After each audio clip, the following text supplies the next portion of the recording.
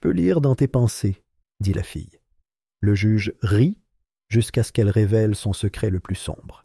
Malika Avery vivait dans un silence que la plupart des gens ne remarquaient pas. Son monde n'était ni bruyant, ni rapide, ni empreint d'autre chose qu'une tranquille constance. Il aimait cela. À 16 ans, il s'était construit une vie qui avait du sens pour lui, simple, prévisible et paisible. Ses matinées commençaient toujours de la même manière. Le sifflement de la bouilloire, l'odeur des flocons d'avoine à la cannelle et le doux bourdonnement du vieux ventilateur de plafond dans la cuisine de sa grand-mère. Cette maison, d'un jaune délavé, avec ses marches ébréchées et sa balancelle inclinée, était son foyer depuis l'accident. Il ne se souvenait pas grand-chose de la nuit où ses parents étaient morts, juste des lumières clignotantes et la main froide d'un inconnu qui l'avait tiré d'un accident auquel il n'avait jamais demandé de survivre. Depuis, il n'y avait plus que lui et Nana June. Elle l'avait élevé avec un amour qui n'avait pas besoin d'être bruyant. Sa force résidait dans sa façon de plier ses vêtements ou dans la façon dont sa voix s'adoucissait lorsqu'elle l'appelait « mon cher garçon ». Malik n'avait jamais eu besoin de plus. Il ne recherchait ni l'attention ni l'excitation. Il trouvait du réconfort dans la routine, l'école, la bibliothèque, le travail, la maison. Le soir, il s'asseyait souvent avec son carnet de croquis, immortalisant les visages des gens qu'il croisait dans la rue ou dans les voitures. Il avait un don pour cela, non seulement pour le détail, mais aussi pour l'expression. Un seul regard, et il pouvait dessiner leurs pensées. À Belridge, une ville tissée de rues étroites et de jugements discrets, Malik était connu mais peu vu. Les professeurs l'appréciaient parce qu'il rendait ses devoirs à temps. Ses camarades l'ignoraient généralement parce qu'il parlait peu. Ce n'était pas le genre de garçon à semer le trouble ou à courir après la popularité. Il vivait simplement en marge de tout, avec un regard qui remarquait plus qu'il n'en laissait paraître. Son travail à temps partiel de livreur de courses lui apportait autre chose, le mouvement.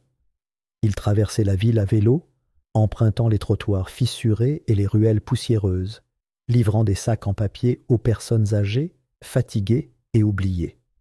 Il avait décroché le poste lorsque M. Langford, au marché local, l'avait remarqué en train d'aider à porter les sacs d'une femme âgée avec un déambulateur. M. Langford lui avait tendu un chapeau en papier et lui avait dit « Tu as des jambes solides et un bon cœur. Fais-en bon usage. » Alors Malik s'exécuta, jour après jour. Sous la chaleur ou la pluie, il pédalait d'un quartier à l'autre, toujours à l'heure, jamais à court de monnaie. Le travail n'était pas très bien payé, mais il lui procurait la paix et un but dans la vie. C'était avant la fille. Elle apparut un jeudi après-midi, assise seule sur un banc public sous les sycomores, là où les racines se tordaient comme des mains de vieux. Malik passait à vélo lorsqu'il la remarqua. Elle ne bougea pas, ne scia pas, se contenta de fixer du regard. Pâle comme le clair de lune, les yeux couleur de cendre et les gants noirs serrés sur les doigts, elle semblait déplacée. Non seulement nouvelle en ville, mais elle n'était pas touchée par elle. Sa présence semblait immobile, comme l'œil d'un cyclone. Il ralentit son vélo sans le vouloir. Elle pencha légèrement la tête et parla, non pas pour saluer, mais pour affirmer. Il pensait trop fort, dit-elle. C'était perturbant. Malik cligna des yeux. Il n'avait pas parlé. Il regarda autour de lui, se demandant si elle parlait à quelqu'un d'autre, mais ils étaient seuls. Elle ne rit pas, ne s'expliqua pas. Juste dit que ses pensées étaient bienveillantes, mais lourdes, qu'il avait vu quelque chose qui ne cessait de se répéter. Ce n'était pas ce qu'elle disait qui le dérangeait, c'était à quel point elle avait raison. Cette nuit-là, Malik se retourna dans son lit, les draps emmêlés autour de ses jambes. Il fixait le plafond, observant les ombres ramper sur le plâtre. Il essaya de chasser le souvenir qu'elle avait exhumé, mais il s'accrochait à lui comme des vêtements mouillés.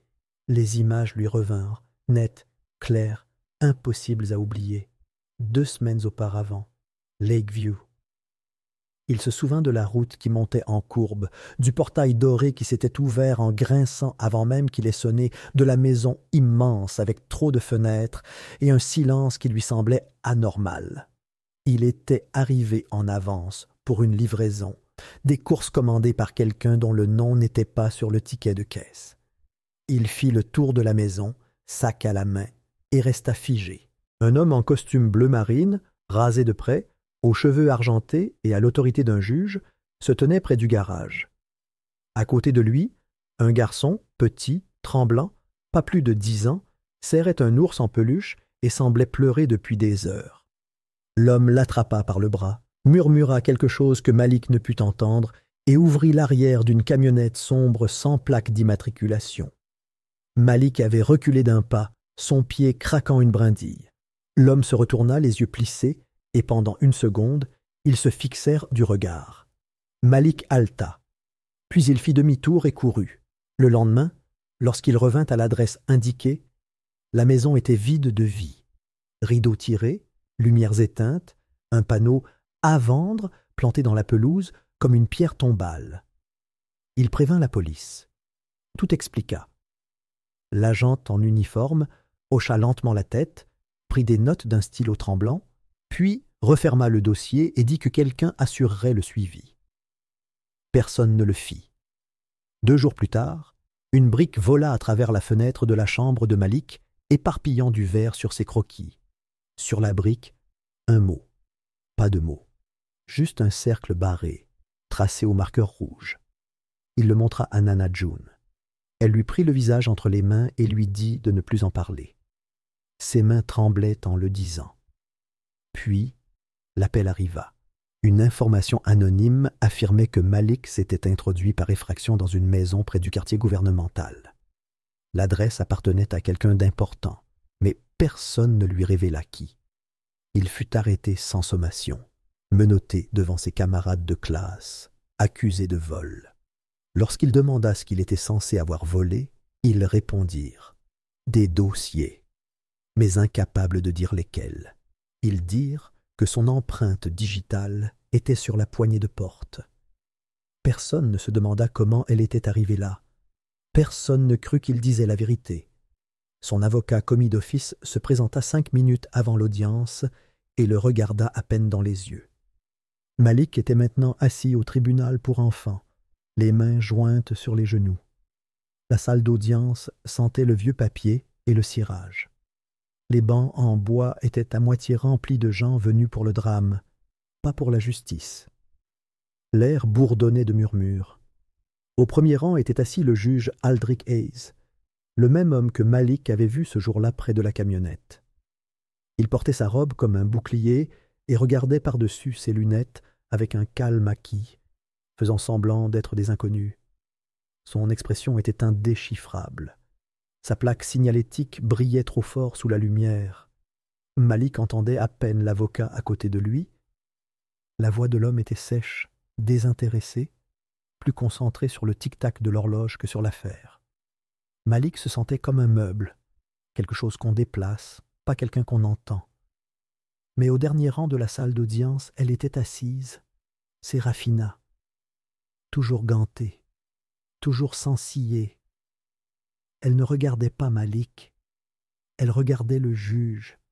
Ses lèvres remuaient très légèrement, juste devant les siennes, comme si elle connaissait chaque mot avant qu'il ne le prononce. Ses yeux étaient fixés sur lui, non pas par peur, mais par certitude. Malik l'observait attentivement. Il observait ses doigts tapoter lentement son manteau, la façon dont elle se penchait légèrement en avant chaque fois que le juge Hayes parlait. Personne d'autre ne semblait le remarquer, mais Malik le voyait. Il n'était pas seul dans cette pièce, et peut-être, la vérité n'était-elle pas morte après tout? Elle était assise au dernier rang, gantée en plein été. Le procès commença sous les lumières tamisées des néons et le poids d'une normalité forcée. Dans la salle d'audience, l'air semblait plus lourd qu'il n'aurait dû, comme si chaque mur savait quelque chose qu'il n'avait pas le droit de dire. Le juge Aldrich Hayes présidait depuis son banc avec l'assurance de quelqu'un qui avait régné sur cet espace pendant des années. Sa robe tombait doucement sur sa chaise, ses mains jointes comme il faut, tandis qu'il s'adressait à la cour d'une voix calme et mesurée. Rien dans son attitude, ni regard nerveux, ni trace de culpabilité, ne trahissait la tempête qui se déroulait sous la surface. Il souriait de temps en temps, presque comme si c'était une routine, comme si le garçon assis à la table de la défense n'était qu'un autre nom sur une liste de délinquants mineurs. Malik restait assis, immobile, le dos droit, les yeux baissés. Ces derniers jours, il avait appris à contrôler sa respiration. Il avait appris à se mordre l'intérieur de la joue pour garder les pieds sur terre. Chaque fois que la voix du juge emplissait la pièce, une vague de froid lui parcourait l'échine. Il ne pouvait expliquer pourquoi entendre cet homme parler lui donnait la chair de poule. C'était comme ça. Il avait dit la vérité. Il était allé voir la police. Il avait tout fait comme il fallait. Mais le voilà, menotté devant des inconnus, accusé d'avoir cambriolé une maison où il n'était jamais entré. La seule preuve apportée était une empreinte digitale, une seule, trouvée sur une poignée de porte. Ils ont dit que c'était suffisant. Son avocat n'avait pas objecté, n'avait pas contesté, n'avait pas demandé plus.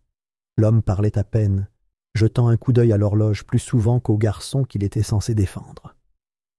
La salle d'audience était silencieuse, routinière, jusqu'à ce que le bruit d'une chaise, raclant le sol, attire l'attention de tous. Sérafina se leva.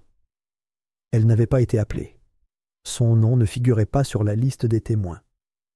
Elle n'attendit pas la permission. D'un pas décidé, elle se dirigea vers l'avant de la salle d'audience, son manteau serré contre elle, les mains gantées, serrées en poings serrés. Ses bottes claquèrent régulièrement sur le sol lorsqu'elle s'arrêta, au bord du box des témoins. Elle avait quelque chose à dire. Tout le monde l'observa en silence. Le juge haussa un sourcil, comme amusé par l'interruption. Il lui rappela que les procès ne fonctionnaient pas comme ça. Les témoins étaient assignés. Les témoignages suivaient l'ordre. Les règles devaient être respectées. Mais Sérafina ne s'y a pas. Elle dit qu'elle pouvait lire dans les pensées, que c'était lui qui parlait le plus fort dans la salle. Elle dit qu'elle savait exactement ce qu'il avait fait près de Lakeview Drive, 2 semaines auparavant. Un garçon, une camionnette. Le silence tomba comme un rideau baissé. Le juge rit, mais le son n'atteignit pas ses yeux. C'était superficiel, forcé. Il lui annonça qu'elle était congédiée, sa voix maintenant plus sèche. Mais Sérafina ne bougea pas. Elle reprit la parole, d'une voix assurée, même si ses mains se mirent à trembler. Elle parla d'un garçon, 10 ans, un garçon qui appelait le juge « oncle », un garçon qui lui faisait confiance, un garçon que le juge avait promis de protéger, mais qu'il avait finalement tenté de faire disparaître. Elle le nomma Élie. Elle prononça son nom comme s'il signifiait quelque chose, comme si elle avait tenu sa peur entre ses mains. La voix du juge trancha l'air, exigeant le silence, mais les yeux de Sérafina ne quittèrent pas les siens. Son corps trembla tandis qu'elle fouillait dans la poche de son manteau. Lentement, prudemment, elle en sortit un petit appareil argenté, un dictaphone. Ses doigts planèrent au-dessus du bouton de lecture. Sa voix se réduisit à un murmure, comme si les mots étaient trop lourds pour être prononcés à voix haute. Elle avait trouvé le garçon, peu de temps après sa disparition.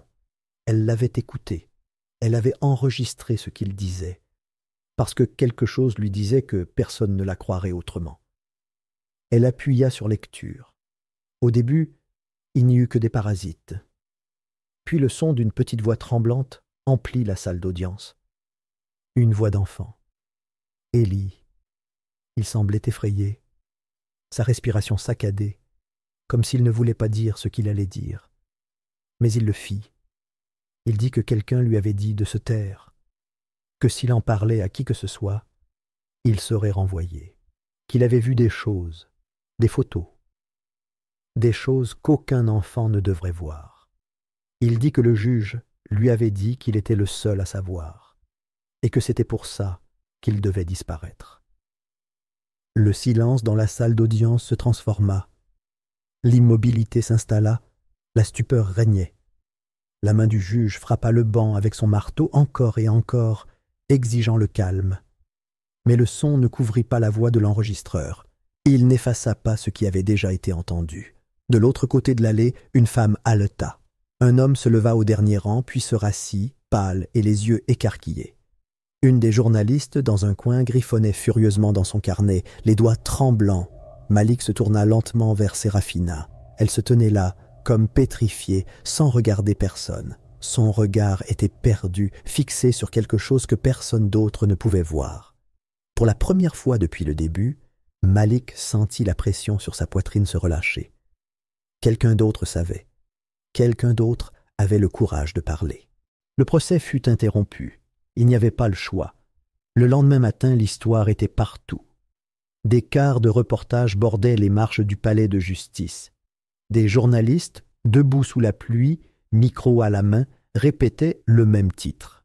Une adolescente avait dénoncé un juge en audience publique avec un enregistrement de la disparition d'un enfant. Les articles fusaient sur les sites web et les écrans de télévision. Chaque mention du nom de Malik était désormais accompagnée de la mention « accusé à tort ». Le juge Hayes ne revint pas au tribunal le lendemain. Il avait été démis de ses fonctions le temps de l'enquête. Une audience d'urgence déclara le procès nul. Mais cette fois, ce n'était pas seulement le procès de Malik qui avait été ébranlé, c'était tout le système judiciaire de Belridge. Une nouvelle juge fut affectée à l'affaire, Leticia Monroe.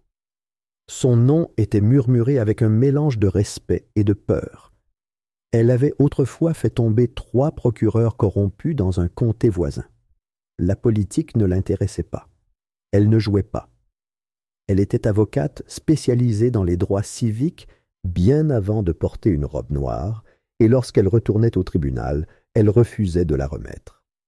Leticia Monroe entra dans la salle d'audience le lendemain, vêtue d'un tailleur bleu marine et d'une broche argentée.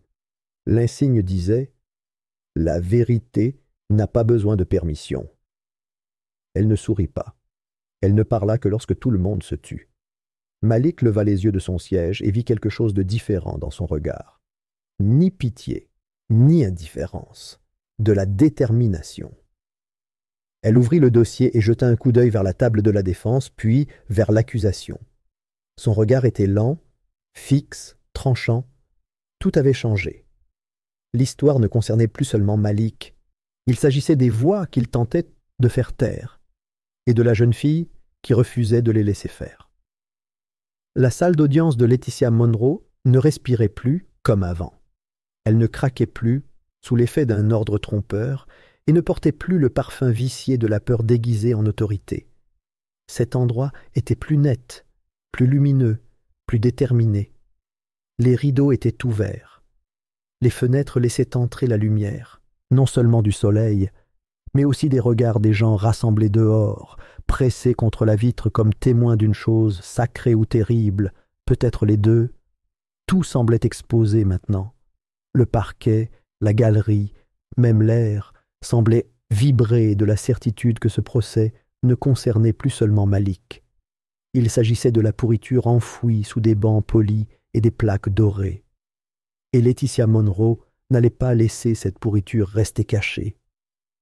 Elle rouvrit le procès non pas comme une continuation routinière de la fausse accusation d'un garçon, mais comme une fouille à grande échelle. Les documents portaient désormais 2 étiquettes. Personne contre Aldrich Hayes et dans l'affaire. État contre Malik Avery. Mais Leticia était claire. Il s'agissait d'une seule et même chose. Une fausse accusation signifiait une véritable dissimulation. Et les dissimulations n'arrivaient pas seules.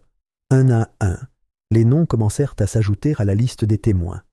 Pas les policiers locaux habituels, ni les témoins de moralité, mais des hommes en costume qui avaient longtemps évité les questions. Le lieutenant Donald Briggs, ancien chef de la division des mineurs de Belridge, a témoigné le premier. Son uniforme était impeccable, son salut impeccable, mais ses yeux étaient fuyants. Il affirmait avoir obéi aux ordres. Il prétendait n'avoir eu connaissance d'aucune irrégularité. Lorsqu'on lui a demandé pourquoi il avait classé sans suite la disparition d'un garçon de 10 ans sans ouvrir de dossier, il a hésité sur sa réponse.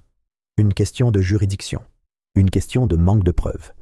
Puis est arrivé le sénateur Roland Colburn, un homme dont le sourire pouvait remplir les panneaux d'affichage de campagne et dont la voix avait autrefois inauguré de nouveaux bâtiments avec des ciseaux de cérémonie. Il a nié tout lien avec Hayes au-delà du respect professionnel. Mais lorsque Laetitia a évoqué une association caritative qui parrainait une série de placements en famille d'accueil gérés par un groupe sans licence officielle, son ton a changé. Il a commencé à rejeter la faute sur des assistants, sur des membres oubliés du personnel. Il a insisté sur le fait qu'il avait été induit en erreur. Mais le tribunal n'était pas convaincu. Dans la galerie, les journalistes griffonnaient comme si leurs plumes brûlaient. Chaque réponse ne faisait que soulever davantage de questions. Chaque dénégation suscitait une sueur nerveuse. Sérafina était restée silencieuse pendant tout ce temps. Elle était assise au premier rang, non plus au dernier rang, telle une observatrice silencieuse. Ses gants étaient toujours aux mains, même si les fils s'effilochaient. Sa posture s'affaissait sous le poids de qu'elle se leva lentement.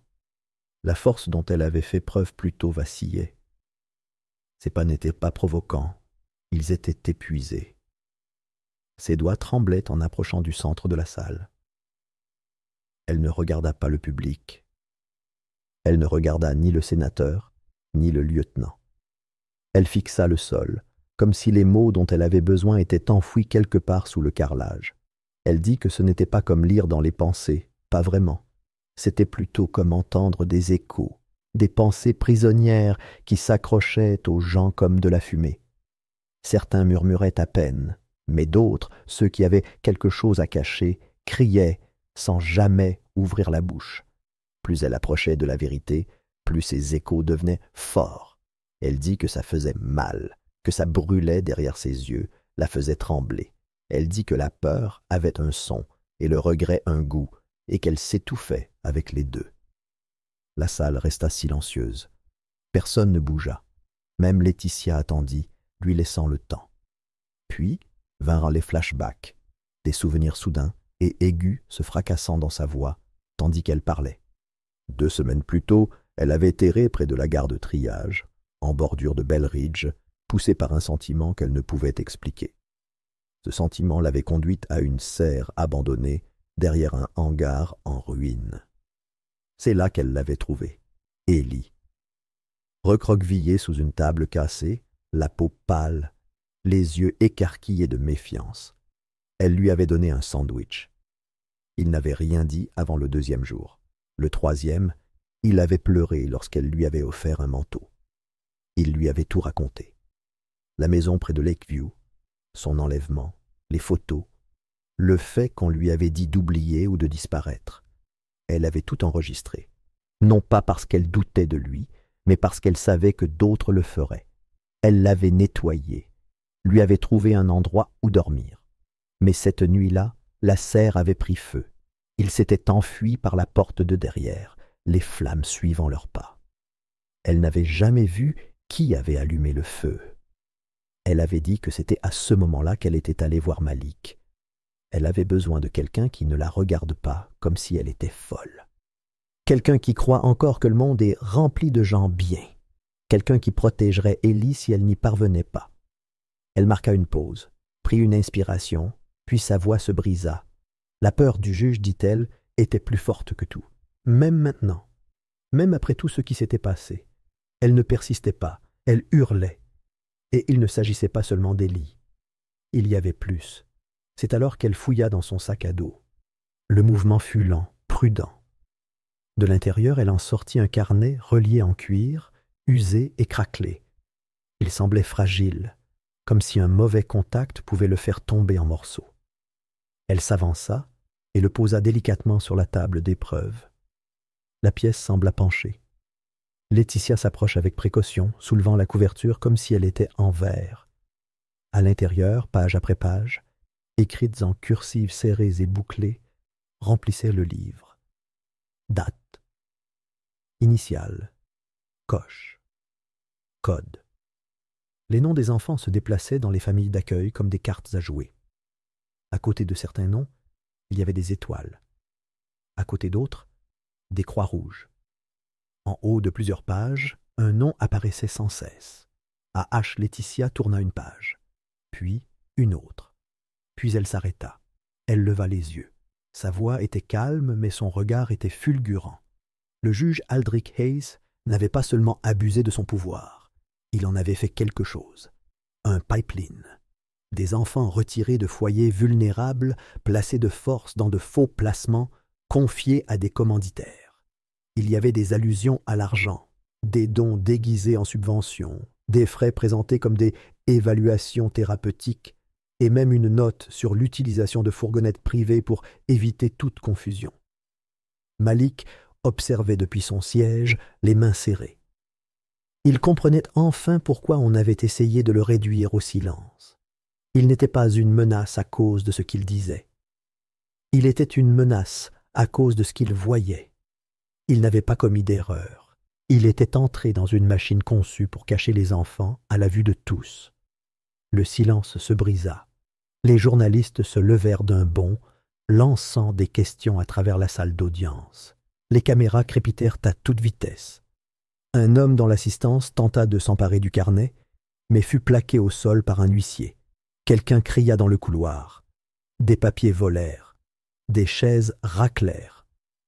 Pendant un instant, ce fut le chaos. Mais Laetitia resta debout. Elle ne cria pas. Elle ne frappa pas du marteau. Elle leva simplement une main. Ce procès, déclara-t-elle, n'était plus une affaire locale. Il était désormais fédéral. Chaque nom inscrit dans ce livre S, le bruit s'estompa. Un à un, les gens se rassirent. La vérité avait percé les murs, et les esprits qu'ils avaient sous-estimés l'avaient révélée au grand jour. 2 semaines plus tard, l'atmosphère autour du palais de justice de Belridge était différente, plus pesante, plus alerte. Des gardes armés se tenaient à chaque entrée. Des cars de reportage étaient garés tels des murs de métal le long du trottoir, leurs antennes grinçant vers le ciel. Les journalistes se rassemblaient en groupe, chuchotant et vérifiant leurs notes comme s'ils hésitaient entre la justice et le désastre. Le bâtiment lui-même semblait inchangé, même marche de pierre, même plaque de bronze, mais ceux qui franchissèrent ses portes ce jour-là sentaient le changement. Cette fois, le procès n'était pas une affaire de parole d'un garçon contre celle d'un homme puissant.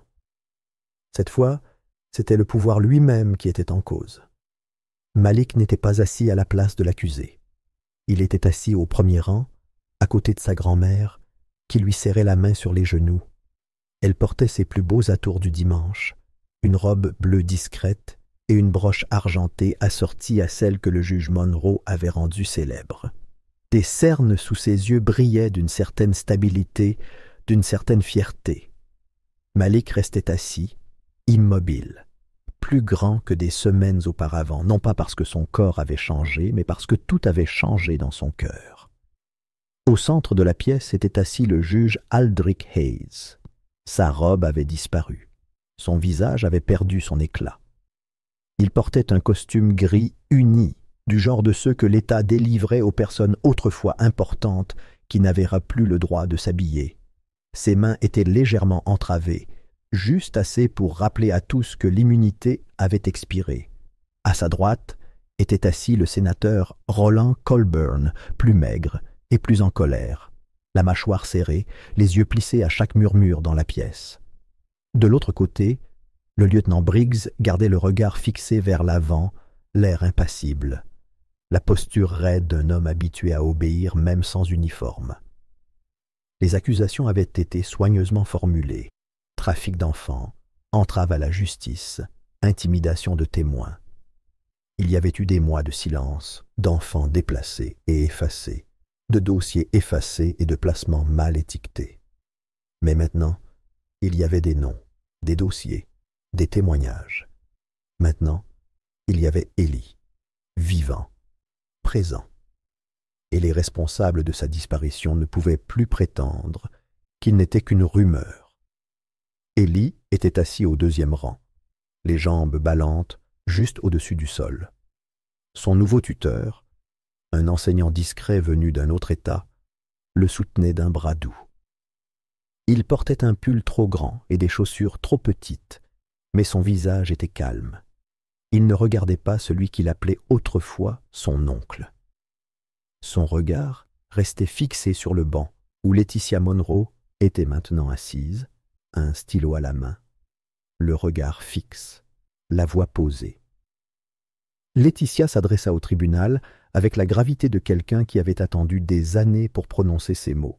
Elle rapporta les preuves sans panache, juste les faits.